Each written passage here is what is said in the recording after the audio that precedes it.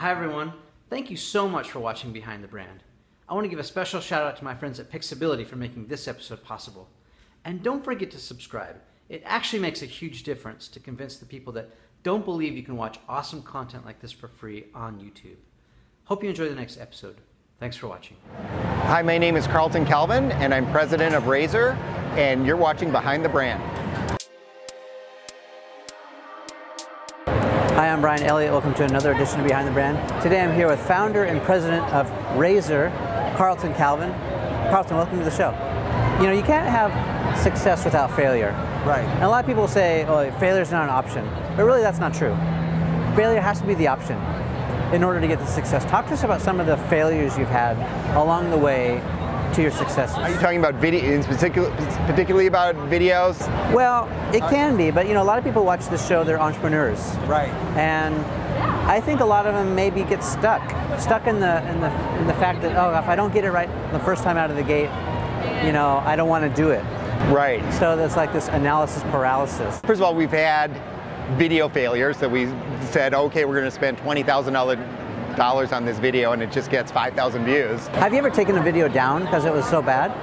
No, we don't really have that strategy. You know, and this is what I tell my video makers, they get very discouraged, or even my product development people. You know, it's as hard to make a hit product as it is to make a hit video. They're all artistic endeavors, in a sense. There's a magic to it that you cannot, it's the hardest thing to find in a business, is to find somebody come in and be the Steve Jobs and come up with the great ideas. And the same thing for the videos. So I always say, but the great thing about any of this stuff is that nobody remembers your failures because nobody bought it, nobody saw it. Right. So you're not famous for your failures, you're famous for your hits.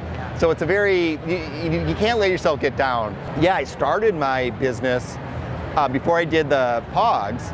I thought I was going to be a children's book publisher. And it's only because I was talking to illustrators that I figured out I could get into this Pogs and Slammers business. So life has this, you know, the important message there is start your business. Get going, be active, and you know, if you have a talent for business, which not everybody does, you know, something will present itself where you can make money. The most exciting problem is the failure to anticipate the slowdown in the original scooter market.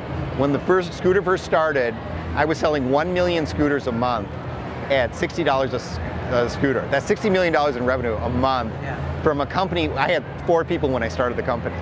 So I was amazing chaos, and 6 months later I couldn't sell a single scooter. Everybody in America had one. Literally saturated the market. Yeah. But meanwhile, they were coming in 1 million scooters a month into my warehouse. I had 1 million scooters piled up. That was a big mistake, almost killed the company. But to my partner's great credit, he said, do not give up. My deal was, oh, I made some money. I'm just gonna I'm gonna retire, let my wife work, you know. And he goes, no, just, you gotta be patient. We're gonna work through these scooters and we're gonna develop new products. So it was a not giving up that's a classic, important not giving up from a very discouraging situation. You know, it was an unbelievably large amount of scooters I had to warehouse. Over the years, I've learned to delegate a tremendous amount to my employees. So pretty much, at least the people that report directly to me, each one is their own little entrepreneurial boss. So it's a super, through and through, super informal, no meetings, ideas just bubble up from everybody, and a very positive reinforcement type environment. The best advice, I've got a lot of, I guess this is off the cuff, so I don't have prepared advice, but you know, I always say, try to get involved in a market, when you're just little and starting, try to get involved in a market that's exploding, because the big players won't have a chance to react the same way you can. So you can be little, quick, and you just can't imagine when you know, some people who are starting, how hard it is to get visibility. So you have the momentum of a market behind you, where you're part of a craze or a trend that's really explosive. That's a good place to jump in and start to find your way.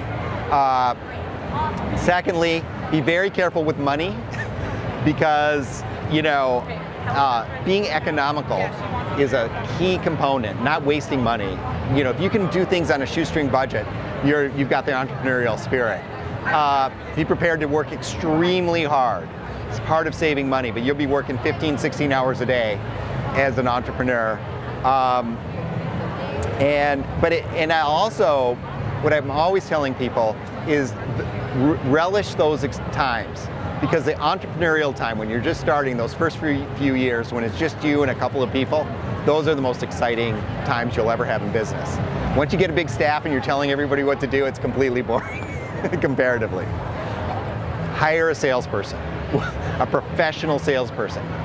You know, people starting out in business often think, oh, I can handle the sales myself, I can handle the contacts with the buyers, or where.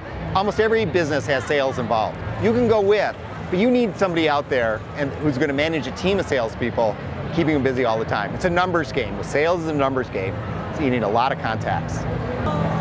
We've been spending a little time with Carlton Calvin, founder and president of Razor. Carlton, thanks for being on the show.